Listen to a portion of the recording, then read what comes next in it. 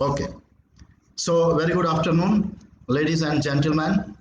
Greetings to all the distinguished attendees, dignitaries, learned professors, faculty members, students, parents, ladies and gentlemen, and you, the student, who are actually the carrier of our hope for the survival of the world and our dream for its future.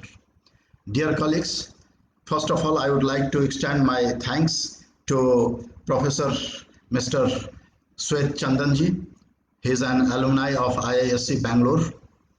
Thank you, Dr. Swet Chandanji, for inviting me and through the FirstVidya Education Service Private Limited. Dear colleagues, FirstVidya Education Private Limited is a project-based education initiated by Professor Swet Chandan, an alumni of IISc Bangalore. The vision of the company is to impart project-based skill to every child from the school-going age. Dear friends, many academicians from India and abroad are coming to this platform for the noble cause of enhancing project-based skill to students. FirstVidya is also going to organize a national level competition of project presentation from today, Teachers' Day, to a Gandhi Jayanti 2nd of October. Therefore, first of all, being a teacher, I would like to extend my heartfelt thanks and congratulations to all the teachers who are actually engaged day and night to nurture and construct young and ignited mind, young students of the country crossing the boundaries for the betterment of society, for the societal need. I'm really very happy to be here on this occasion.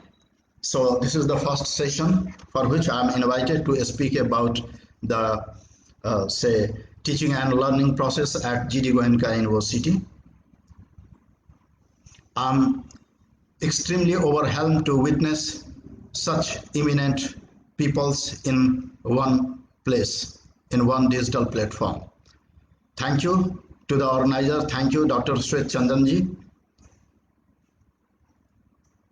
for inviting me to share my thoughts with all the learned colleagues for the purpose of science and its benefit to the society, for the progress of the society through education, higher education, especially toward the science education.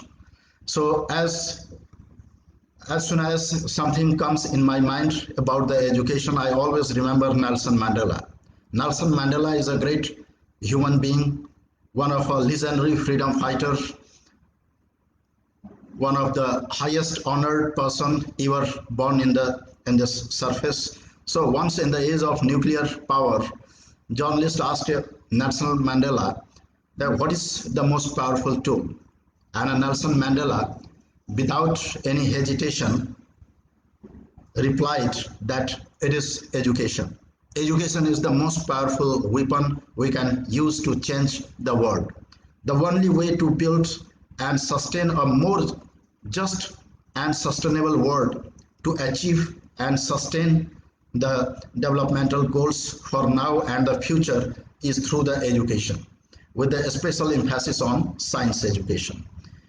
Dear colleagues, as we know, science is the foundation on which the progress and prosperity of the nation, mostly the developed nation, built. The impressive progress which the Western countries have made have been possible due to the scientific knowledge. In fact, it is because of the scientific inventions that human beings have survived in the world populated by adversaries which are physically stronger and more powerful than him. It is because of the power placed at the disposal of man, and he could conquer the disease and hunger, and therefore overcome his physical infirmity to tame the awesome forces of the nature. In fact, what we are due to the science and technology in the 21st century. Dear colleagues, you might be knowing the great work of a culture and philosophy would not have been possible without the scientific knowledge, scientific efforts. I'm sure that you might be knowing that in earlier times books were not written or available. So, for example, there were people who learnt Vedas, Ved, by heart and passed them to the next generation and so on and so forth. Then someone discovered primitive pen and ink, paper. Mr. Gutenberg discovered printing, and that is how the great ideas of the world have been available to all of us so far. Education is generally, we believe that it is the key.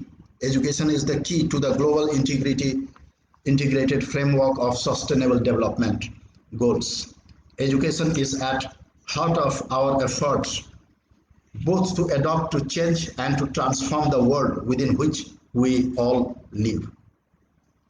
It is recognized as having one of the highest long-term returns in investment of all developmental goals.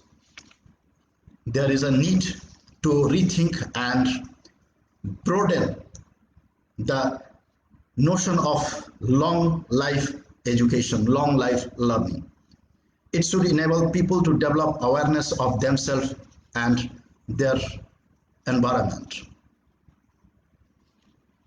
In the world of accelerated change, where the technologies are characterized by quantum jump, now we all are living in the age of artificial intelligence, so-called AI. The ability of a digital computer or a computer-controlled robot to perform tasks commonly associated with the intelligent beings. As you know, the term is frequently applied to the project of developing system endowed with the intellectual processes characteristics of human, such as the ability to reason, discover meaning, generalize, or learn from past experience. Since the development of the digital computer in the 1940s, it has been demonstrated that the computers can be programmed to carry out very complex tasks, as for example, discovering proofs for mathematical theorems or playing chess with the great efficiencies. Still, despite continuing advances in computer processing, speed and memory capacity, there are as yet no programs that can match human flexibility over wider domain or in tasks requiring much everyday knowledge. On the other hand, some programs have attained the performance level of the human experts and professionals in performing certain specific tasks to the artificial intelligence in this limited sense is found in applications as diverse as medical diagnosis, computer search engine, and voice or handwriting recognition. Alan Turing and has begun this artificial intelligence, and there at the moment we are living in this age. Dear colleagues,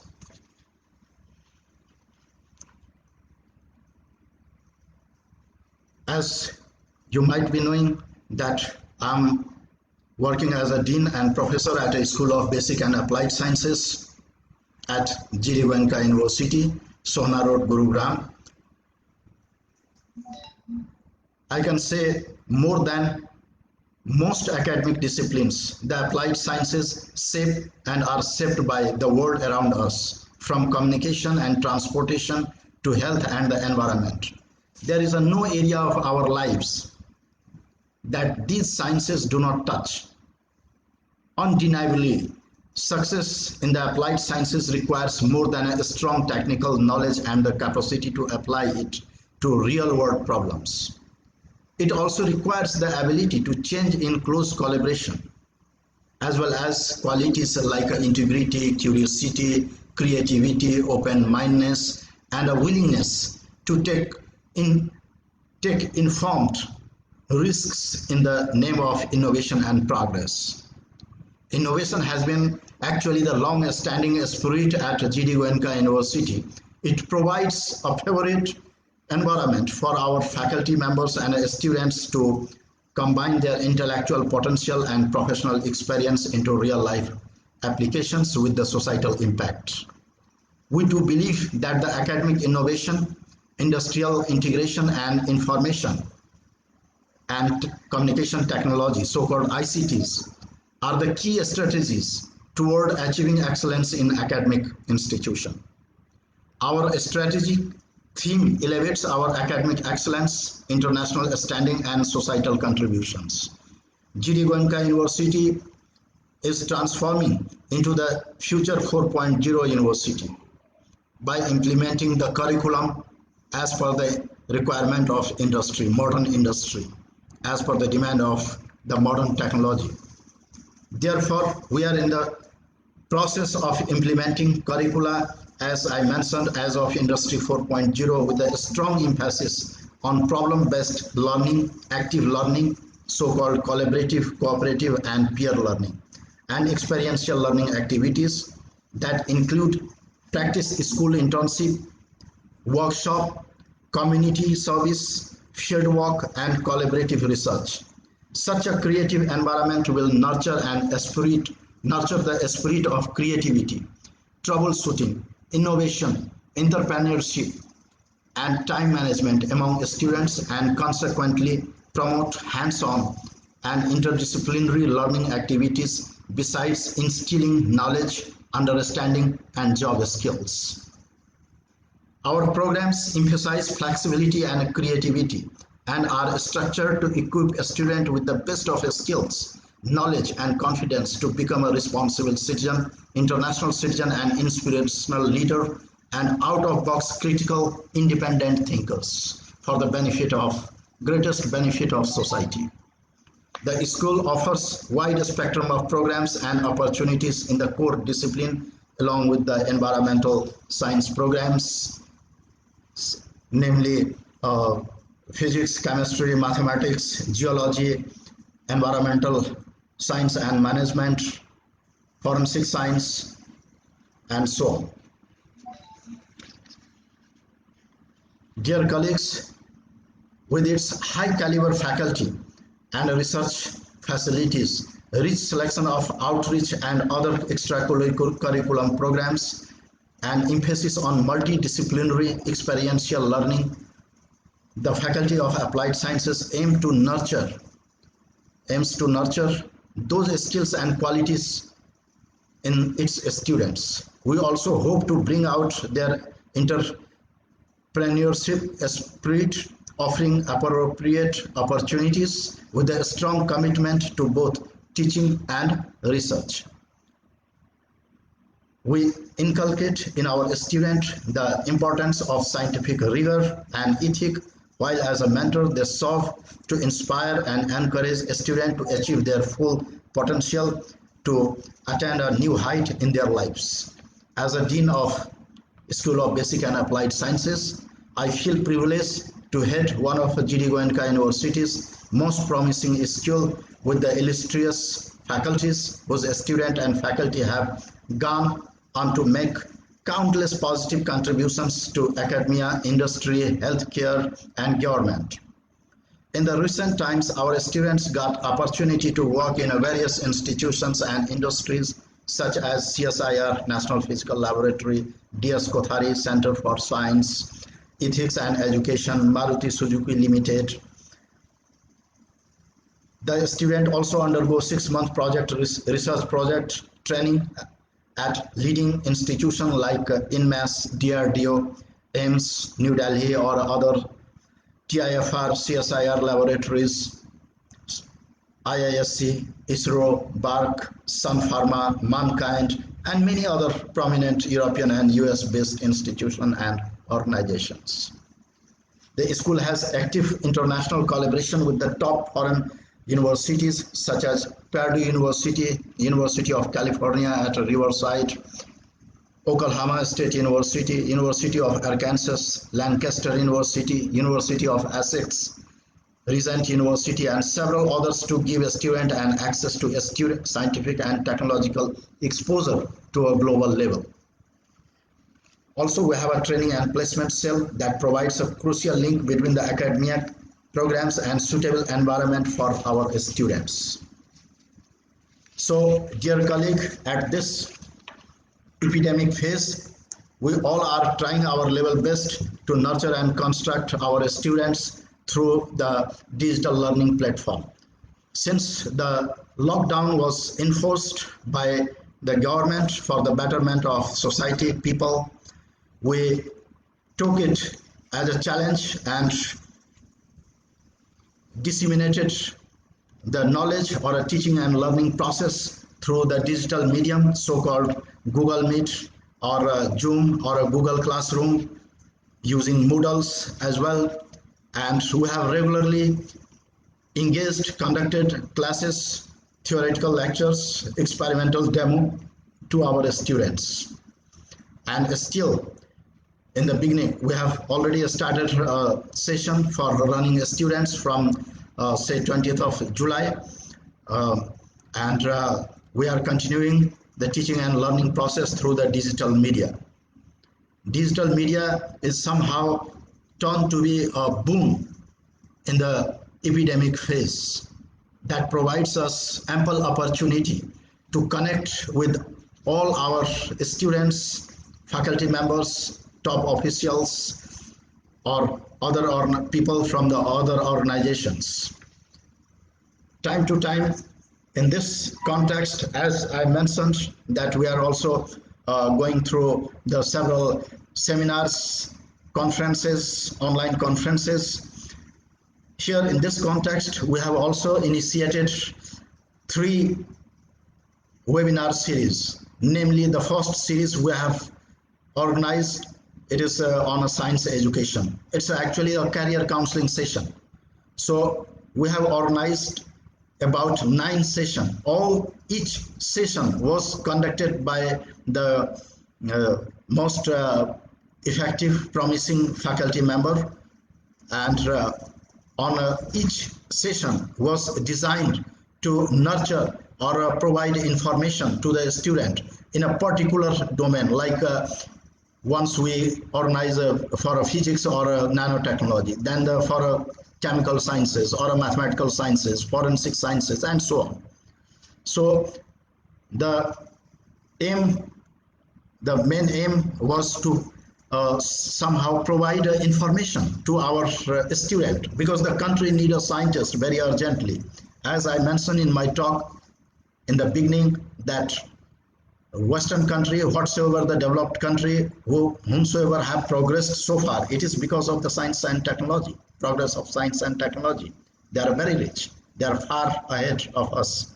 So this is not the time to think, but we have to act collectively and for the promotion of science and technology. And that was the main objective, to organize career counseling session on science education. So after that, we thought to provide some supporting learning text through organizing the STPs, Student Development Program. There also we have been organizing actually. Every week you might have seen on our homepage, SOBAS, School of Basic and Applied Sciences. If you go on our home Facebook page, you will find an advertisement we place usually 2-3 days before the SDP or other series like Eminent Scientist webinar series. So we have organized one series on a career counseling, especially on a science education. Second series we have organized, still it is going on, is on SDP, Student Development Program. And the third series we have organized on Eminent Scientist webinar series. There we have invited so far many legendary people across the world, across the world, starting from IIT. There we have invited Dr. Thota, Dr. Vikas Thota, Dr. Suhas Thota for delivering lecture. Then we have invited 2 professors from IISc Bangalore, Dr. Amrish Ghosh and Dr. Akshay Nayak. Then we have invited a legendary NASA scientist, Dr. Krishan Kumar. He has worked for NASA more than 54 years. Now, I think a couple of years before he got retired, but I'm sure many of you might be knowing him. He is a quite very legendary figure and always visiting and always curious actually to do something for the betterment of our nation, especially towards the defense sector. So afterward, we have also invited many other professors from Germany, from Taiwan, from say uh, other countries like United Nations, France. We have extended invitation to some Nobel laureate as well, and all that is somehow planned to give extra knowledge, some advanced knowledge to our students, also to our faculty members in this field. So, dear colleagues, further I would like to mention, as we know, the FirstVidya, this organization is very much concerned about the entrepreneurship and organizing a skill-based program for the students, so that our workforce will, I mean, the country's workforce will be skilled, a skilled labor. So as you know, in a Western country like Germany, Japan, Korea, France, or England, they have more than 80% highly skilled workforce. So therefore, they are a top manufacturer, the top manufacturing countries in the world. And India has a single digit skilled people. Therefore, this is the time to say motivate, encourage our people for skill-based education, and also provide the opportunity to young and ignited talented people, talented students for getting trained for a skill development program and so on. Dear colleagues, as I mentioned earlier that India was a knowledge superpower. Many universities in the histories, for example, Taxila University, Bikramshila, Nalanda universities are the signature, are the examples. We have to work with the total sincerity to generate prosperity, existing knowledge, industrial innovation, all that could be effectively used to solve the existing problem, not only for the human being, also for the nature where we live.